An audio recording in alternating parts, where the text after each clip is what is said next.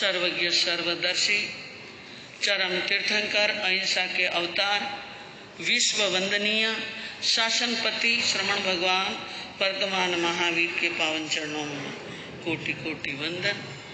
हृदय की अनंत अनंत आस्था के केंद्र, संयम धन के दाता, संसार सागर से तिरने का सन मार्ग बताने वाले पूज्य गुरु भगवंत श्रमण सूर्य दिव्य विभूति 1008 श्री मुरदर के श्री श्रीमल जी महाराज साहब के पावन चरणों में कोटि कोटि वंदन।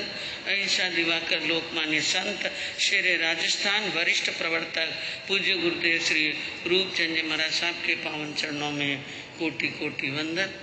पवित्रा भूषण संत शिरोमणि पूज्य प्रवर्तक गुरुदेव श्री सुकन मुनि जी महाराज साहब के पावन चरणों में कोटि कोटि वंदन।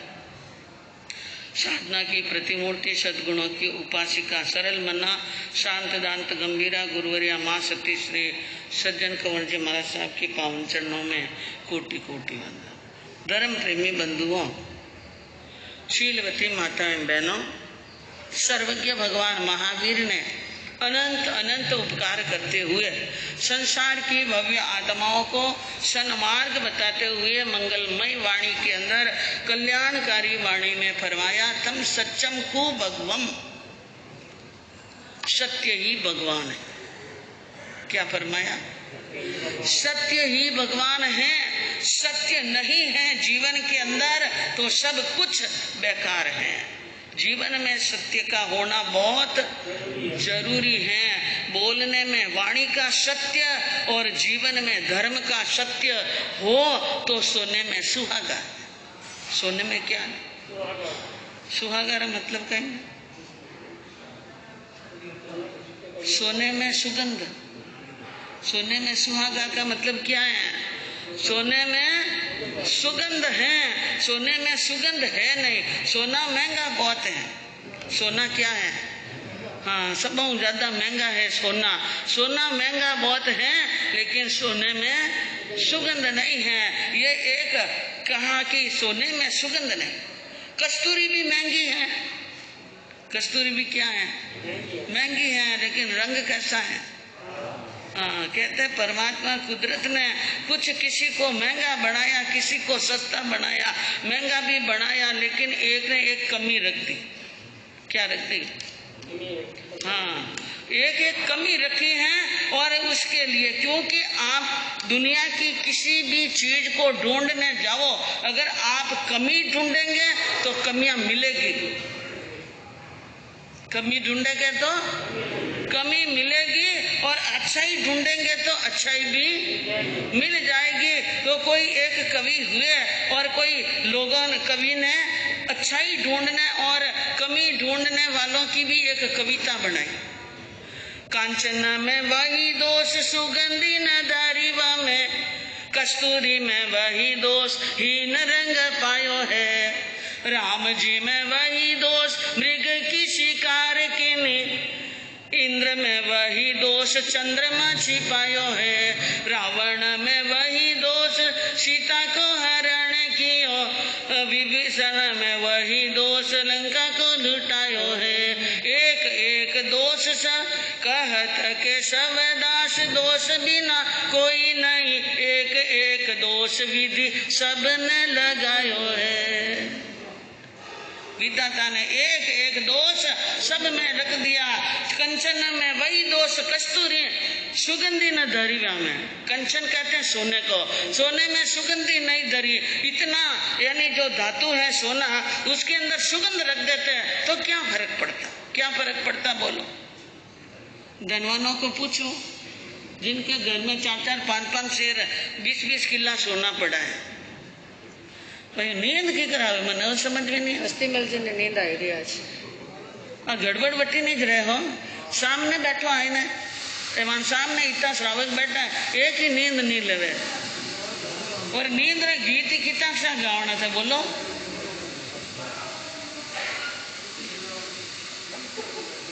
हाँ सर, कंचन में वही दोष कस्तूरी सुगंधी न धरिवा में। मैं आपसे पूछूं, जिनकी सोने चांदी की दुकानें हैं, जिसके घर में 20-20 किला सोना पड़ा है और सोने में सुगंध होती तो कितना अच्छा होता कि घर महक उठता, दुकान महक उठती। अच्छा होता कि बुरा होता बोलो?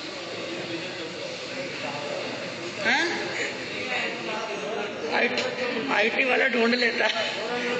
चोरा ने रस्तो मिल जाओ तो अटे सुगंध आई रही है, इन्हें मतलब अटे कहीं पड़ियो है।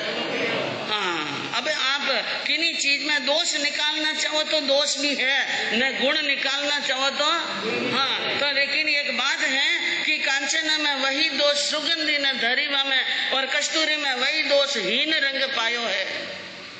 राम जी में वही दोष मृग के, कस्तूरी में हीन रंग यानी काला रंग डाल दिया। राम में दोष, मर्यादा पुरुषोत्तम राम में भी क्या है? दोष है कि उनको मृग की शिकार करने की क्या जरूरत है? जब राज छोड़ दिया, पाट छोड़ दिया, सोने का सुनहरा मृग जा रहा है, सीता ने कह दिया और चला गया। असंभवम हेम मृगस्य जन्म तथापि रामो लुलुबे मृगाय, प्राय समात्मन्न विपत्ति काले द्योपि पुंसाम मलिनम भवन्ति। सोने के मृग का जन्म होता नहीं, और सोने के मृग की बात सुनी और श्री राम चले गए धनुष बाण लेकर के। इसलिए पीछे सीता जी का क्या हो गया? रावण में वही दोष सीता हर लायो है। रावण में और तो कोई दोष? हाँ, रावण का चरित्र तो बड़ा ही जबरदस्त चरित्र है। उनके तो ज्ञान, गुण, धर्म और समर्पण, सेवा और भक्ति, तप और त्याग, योग और परमात्मा, सारी बातों से परीक्षण करे श्लाघा पुरुष थे। रावण कौन थे? प्रति वासुदेव श्लाघा पुरुष होते हैं, और उनके अंदर दोष नहीं था। एक दोष ही था कि उन्होंने माँ सीता का क्या कर लिया, लेकिन शील भंग नहीं किया। राम की पत्नी को लेकर गया। उनको मालूम था कि राम को वनवास है और ये सीता वनवास में आई है, इसलिए अपने महलों में नहीं ले गए। गांव के नगर के शहर की सीमा के बाहर अशोक वाटिका में रखा और प्रण लिया, सीता सामने से मेरी बात को नहीं माने, इनको टच नहीं करना, बुरी भावना से टच नहीं करना। उस रावण में एक ही दोष था कि सीता का क्या कर लिया, हरण। इंद्र में वही दोष, अहिल्या अगर गमन किनो, इंद्र में वही दोष कि अहिल्या का रूप देखने के लिए, उनका भंग करने के लिए वहां पर गए। और चंद्रमा में वही दोष कि अहिल्या में वही दोष, चंद्रमा छिपायो, चंद्रमा को छिपा दिया। यह अहिल्या का दोष कि पति ने श्राप दे दिया, जा पत्थर की बन जा। क्या बन जा? हाँ, पत्थर की बन जा। कहत केशव दास दोष बिना कोई नहीं, दोष के बिना कोई नहीं है। एक एक दोष विधि सब ने लगाया, दुनिया के सब लोगों में कोई न कोई तो क्या मिल जाएगा, दोष। अगर कोई निर्दोष है, अगर कोई दोष से रहित है तो वो है वीतराग प्रभु परमात्मा, जिसके अंदर कोई दोष नहीं है। तो कहा कि सत्य ही भगवान है, सत्य ही क्या है। और हमारा राष्ट्रीय नारा है सत्यमेव जयते। जय किसको मिलती है? सत्य की। नास्ति सत्य समम तपः। महाभारत के शांति पर्व के अंदर वेद व्यास जी ने लिखा कि सत्य के समान कोई तप नहीं है। और कहा ज्ञानियों ने, विश्व में सभी धर्म भले ही और चीजों के ऊपर अंतर रख सकते हैं, लेकिन सभी धर्मों ने एक बात पर 100% अपना मत दिया है कि सत्य ही दुनिया में जीवित रहता है। क्या रहता है? हाँ, स्वामी विवेकानंद ने कहा सत्य के लिए सब कुछ त्यागा जा सकता है, लेकिन सत्य को नहीं। महाभारत की एक कथा है, एक सत्यदेव नाम के राजा हुए। सत्यदेव नाम के क्या हुए? सुबह सुबह का समय था, राजा की ब्राह्म मुहूर्त के अंदर नींद खुली और उन्होंने क्या देखा, आंखें खुलते ही एक सुंदर सजी धजी स्त्री उनके कक्ष से बाहर जा रही है। राजा ने पूछा, आप कौन हैं?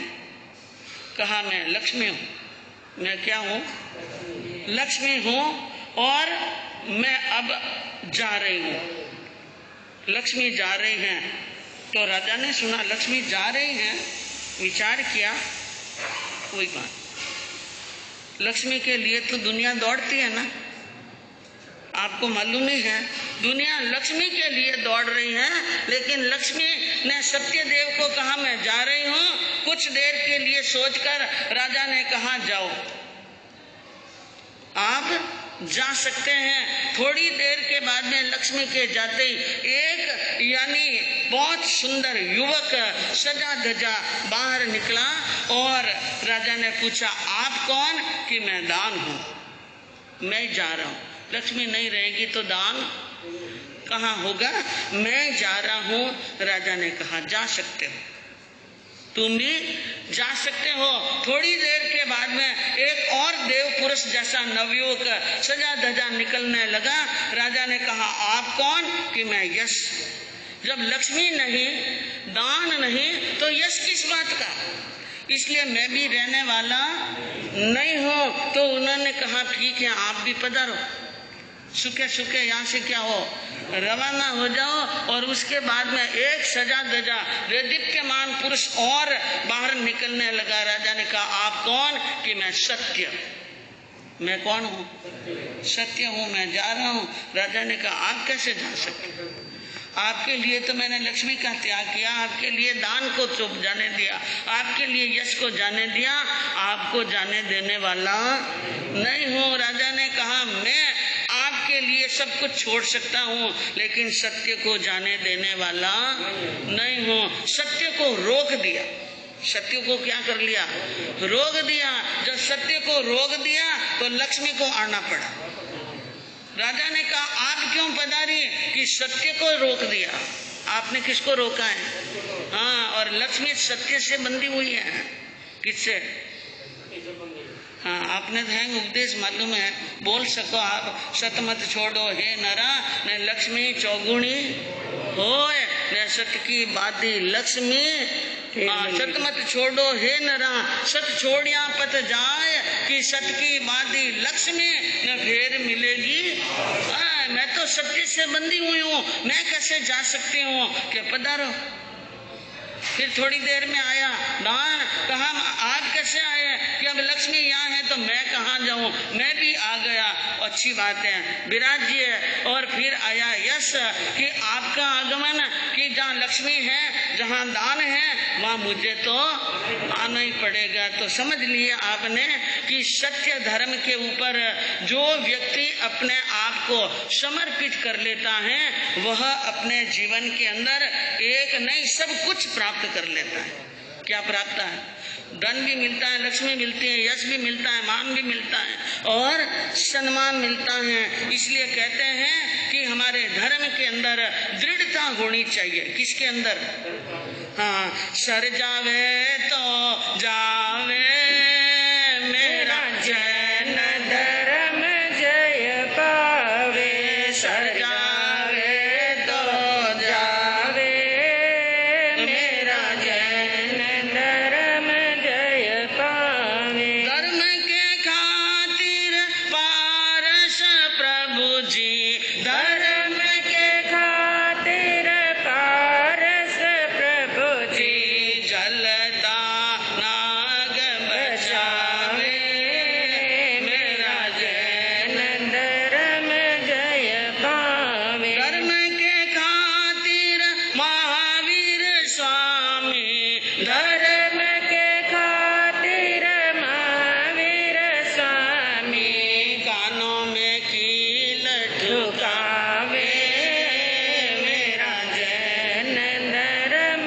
जय पावे। धर्म के खातिर हरिचंद्र राजा, धर्म के खातिर हरिचंद्र राजा, बीच बाजार बिकावे मेरा जैन धर्म जय पावे। धर्म के खातिर सेठ सुदर्शन, धर्म के खातिर सेठ सुदर्शन, सूली पर चढ़ जावे मेरा जैन धर्म जय पावे, सर जावे तो जावे मेरा जैन धर्म जय पावे। क्या ज्ञानियों ने बात बताई कि सर जावे तो जावे, शरीर की कुर्बानी देनी पड़े तो दे दो, लेकिन हमारा धर्म क्या रहना चाहिए? धर्म रहना चाहिए। भगवान पार्श्वनाथ ने जलते हुए नाग को सदगति प्रदान कर दी, महावीर ने कानों में कीलों की पीड़ा सहन करनी, सुदर्शन की सेठ की सूली भी क्या बन गई थी? धर्म के कारण सिंहासन बन गई थी। हरिचंद्र राजा बीच बाजार में बिक गए, लेकिन अपने धर्म को सूर्य टले चंद्र टले टले सत्य व्यवहार, फिर राजा हरिश्चंद्र को नहीं टले सत्य व्यवहार। सूर्य चंद्र का उदय अस्त होना बंद हो सकता है, जगत का व्यवहार टल सकता है, राजा हरिश्चंद्र का सत्य टलने वाला नहीं है। इसीलिए कहा मानस के अंदर, अरे शिवी ददीची हरि चंदन रे सहे धर्म हित कोटि कलेश। तुलसीदास जी ने रामायण में कहा शिवी ददीची और हरिचंदन रेसा। शिवी यानी मेघरथ राजा, जिसने धर्म की रक्षा के लिए अपने शरीर की भी कुर्बानी देना, पहले तो अंग के शरीर के मांस के अंग का मांस देना शुरू किया। देवता परीक्षा के लिए आए, लेकिन जब परीक्षा के अंदर उन्होंने देखा संपूर्ण रूप से एक तरफ कबूतर और एक तरफ पलड़े में विराज गए राजा शिवी मेघरथ, शांतिनाथ भगवान का पूर्व भव है, और वहां पर अपने आप को न्यौछावर कर दिया। ददीची दधीची ऋषि ने देवताओं की जीत के लिए और यानी संसार की रक्षा के लिए दैत्यों के साथ में युद्ध होने वाला था। किसी ने बताया दधीची ऋषि के हड्डियों के शस्त्र बना दे तो ये दैत्य सभी परास्त हो सकते हैं। दधीची ने संन्यास आश्रम मतलब साधु बने हुए थे, उन्होंने अपने शरीर को वो श्राप दिया और परमात्मा के ध्यान में बैठ गए। कहा मैं जब ध्यान में बैठूं मेरे शरीर की एक एक हड्डी निकाल देना। और हरिचंद्र नरेश धर्म के पथ को रखने के लिए उन महान आत्माओं ने एक नहीं तरह तरह के करोड़ों करोड़ों क्लेश अपने शरीर पर क्या किए हैं, सहन किए हैं। तो कहने का मतलब यह है जीवन के अंदर जो हमारे आत्मा के अंदर जो भगवान महावीर का उपदेश बस जाए, सत्य एक बार जीवन में आ जाए ना तो हमारा कल्याण हो जाएगा। तो सत्य के लिए हम भगवान की वाणी पर श्रद्धा रखें और विश्वास। श्रद्धा से क्या होगा? कल्याण। और जब सत्य पर श्रद्धा रखेंगे तो हमारी आत्मा निश्चित रूप से कर्मों की क्या कर सकती है, निर्जरा कर सकती है। आपके सामने वर्णन चल रहा था, अंजना सती अपनी सखी वसंतमाला को कह रही हैं कि पति रूठ गए हैं और पति मेरे से बोल नहीं रहे हैं और यह सब कुछ देखकर मुझे कुछ अच्छा नहीं लगता है। यह महल के सुख, यह मखमल की सैया, यह फूलों की सेज, यह वस्त्र आभूषण, यह सटरस के भोजन, यह नाटक और चेटक कुछ अच्छे लगने वाले। जाओ, जल्दी से जाओ और पवन जी को समझाओ किस कारण से, क्या ऐसी बात हुई सो रूठे हुए हैं, क्यों रूठ गए हैं, उनको समझा करके लेके आओ, नहीं तो मेरा जीवन रहने वाला। बसंतमाला ने सखी की बात सुनी, अंजना की बात सुनी। बसंतमाला अंजना की सबसे ज्यादा प्रिय सखी थी, सबसे ज्यादा प्रिय, विश्वास पात्र, एक प्राण और दो शरीर की तरह थी। बात सुनकर मन के अंदर दुखी तो हुई लेकिन समझाने लगी अंजना सती को। अरे कहे बसंती सुनो कुंवरी सा, क्यों थे करो विचार, कोई कारण सु आया नहीं, कोई कारण सो आया नहीं, नहीं कोई और विचार जी। धन सती अंजना साजे सतवंती राजे बसंतमाला ने कहा कि बहन इतनी उदासी, इतनी निराशा लाने की कोई बात नहीं है। पवन जी नहीं आए हैं, इसका कोई और कारण होगा, कोई व्यस्तता होगी, कोई कार्य ज्यादा होगा, इस कारण से नहीं आए होंगे। और तो मुझे कोई कारण समझ में आ नहीं रहा है। सब काम राजी खुशी हुए, बारात का ठाट पाट से आना, बारात की मान मनवार करना, सब प्रकार से व्यवस्था और सब प्रकार से मंगलकारी कार्य में कोई प्रकार की कोई विघ्न नहीं आई, बाधा नहीं आई, कोई कारण नहीं है। इसलिए मत करो कोई विचार, मन में कोई विचार मत करो। और पवन जी नहीं आए इस बात को दिमाग के अंदर ज्यादा मत लो। अरे परनिया सो तो आसी आकर कर से फिर घरवास, था जैसी ने छोड़े कैसे, था जैसी ने छोड़े कैसे, राखो तुम विश्वास दे। धन सती अंजना साचे सतवंते राचे शील में। बसंतमाला ने कहा शादी हुई है और आपकी पवन जी के साथ में शादी हुई है तो परनिया सो तो आसी, आखिर एक दिन नहीं आए, 2 दिन आए, 10 दिन आए, आना तो होए, आएंगे और वो यहाँ आकर बात भी करेंगे। आपकी चिंता क्या हो जाएगी, दूर हो जाएगी।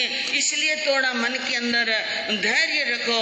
और नहीं आने की क्या बात है, था जैसी को छोड़े कैसे, अंजना जैसी गुणवती और शीलवती और धर्मवती पतिव्रता और कला की भंडार सौंदर्य की साक्षात मूर्ति आपको कैसे छोड़ सकते हैं? रखो तुम विश्वास, मन में क्या रखो?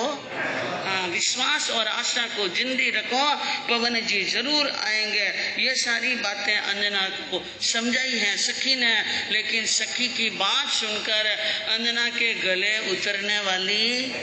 हाँ, कहते हैं जो सतपुरुष होते हैं और जो सरल भद्रिक आत्माएं होती हैं, उनके आगे होने वाली घटना का पहले ही आभास अंतःकरण प्रवृत्ति प्रमाण बन जाती है। अंतःकरण की प्रवृत्तियां प्रमाण बन जाती हैं। कहा सकी तू 100 बात समझा, 1000 बात समझा, लाख बात समझा, मेरी समझ में आने वाली तू कहती है पवन जी के और कोई बात नहीं है, लेकिन मैं कहती हूँ कोई बहुत बड़ी क्या हुई है। अरे सती कहे क्या कर्म आवसी नहीं आने का ढंग, चवरी में भी देख लियो, मैं चवरी में भी देख लियो, मैं क्यों को बिगड़ो रंग जी धन सती अंजना, साचे सतवंते राचे शेल में। अंजना ने कहा तुम कुछ भी कह दो सखी, मैं इस बात को मानने वाली नहीं हूँ। और तू कह रही वो आएंगे, मैं कह रही हूँ वो नहीं आएंगे। हाँ, मैंने उनको देख लिया है, मैंने पूरा अनुभव कर लिया है, उनके आने का कोई ढंग नहीं है। यूं तो इंतजार में वर्ष भी गुजार दें, वो नहीं आएंगे, क्योंकि मैंने चवरी में उनके चेहरे को पढ़ा है। क्या पढ़ा है? चेहरे को पढ़ा है। और जो कलावान होते हैं, विद्वान और विदुषी थी अंजना, वो जानती थी, जिसको 64 कला की ज्ञान था, उसने चेहरे के हाव भाव से जान लिया कि ये बिगड़े हुए रंग और ये बिगड़े हुए भाव और चेहरे पर आने वाली आभा और चेहरे पर आने वाले विचार, ये इस बात के साक्षी हैं कि ये रूठे ही नहीं है, पूरे रूठ गए। और यूं कह दूं कि कर्म ही रूठ गए नहीं, परमात्मा भी रूठ गए। अब ये कैसे क्या होगा, यह तो समझ में आने वाला नहीं है। मैंने तो सब कुछ जान लिया है, सोच लिया है पवन जी आएंगे नहीं, और इसके लिए मैंने ये सोचा है सहेली कि मैं एक पत्र लिखूं। मैं क्या लिखूं? एक पत्र लिखूं। मेरे पति देव को वह पत्र पढ़ाना है और 100 बातों की बात सुनो सहेली, एक हमारी पत्र हमारा जाकर देना पवन पिया के हाथ। 100 बात की एक बात है। एक बार मैं पत्र लिख दूं और वो पत्र जिसके अंदर मैं मेरे सारे मन के हृदय के उद्गार लिख दूं, और कोई गलती हुई हो तो उसकी क्या मांग लो? माफी मांग लो। इसलिए वो पत्र लिखूं। उन पत्र को तू लेके जाना और किसी विश्वास पात्र को भेजना, या फिर तू खुद लेके जाना और किसके हाथ में देना? हाथों हाथ, किसी के यूं नहीं कि किसी दूसरे तीसरे के हाथ में दे दिया और पत्र वहां पर नहीं पहुंचे। इसलिए ये पत्र देना है। सखी ने कहा पत्र लिख लीजिए, आप पत्र लिखो और मैं देने के लिए जाने के लिए तैयार हूँ, ये बात कही। और अब अंजना ने पति को क्या लिखा है? पत्र लिखा है। और उन पत्र के अंदर सभी प्रकार के व्यवहार और सभी प्रकार से अपने हृदय के उद्गार और सभी प्रकार से भावों के अपने मन के विचार पत्र के अंदर मोती जैसे अक्षरों में लिख दिए। विनय पूर्वक और अच्छी तरह से पत्र लिखा, उन पति का मान सम्मान बढ़ाते हुए। और मुख्य समाचार ये है, कागज लिखता जन आगे की कर लिखता तस्लीम बीजी लिखा है। मुख्य समाचार ये है कि जो मुख्य समाचार लिखे, मुख्य समाचार में क्या लिखा? प्राणपति परमेश्वर पियू जी कद पदा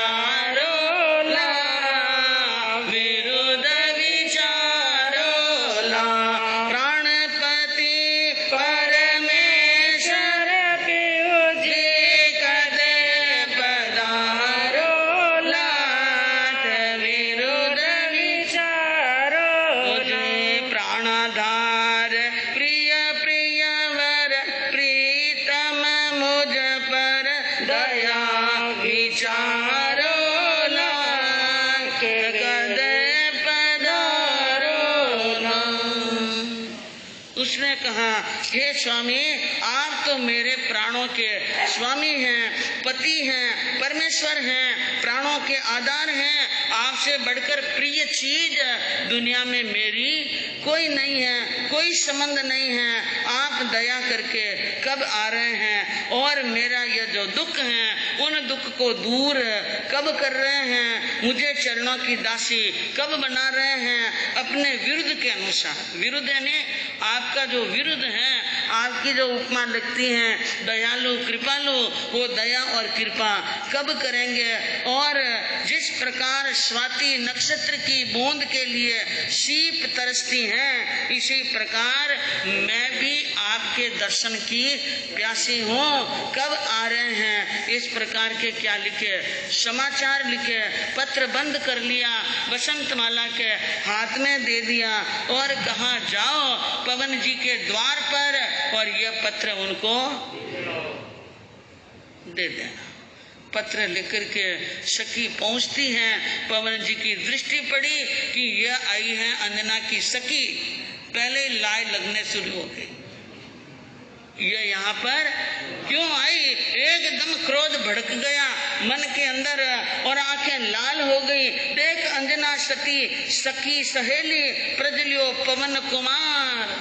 पवन कुमार के तो अंग अंग में क्या लग गई, आग लग गई। और फिर जैसे ही नजदीक आई, नमस्कार किया नम्र भाव से नमस्कार किया और पत्र निकालकर हाथ जोड़ते हुए उनके हाथ में दे दिया। पवन कुमार के लागी दिल में और अग्नि की जाड़। पत्र अंजना के हाथ में दिया तो और क्या लग गई आग। और क्रोध तो अंधा होता है, आगे देखा न पीछे, पत्र खोला न कोई पढ़ा और शीघ्र ही प्रमाण और निर्णय दे दिया। पत्र फाड़ कर फेंक्यो कुंवर जी, पढ़ा न अक्षर एक। यह हालत जब सती सहेली लेने जरों से देख जी धन सती अंजना, साचे सतवंते राचे शेल में। पवन जी ने क्रोध में आकर पत्र हाथ में तो लिया, लेकिन हाथ में लेते ही 100 टुकड़े कर दिए। कौन देख रही है?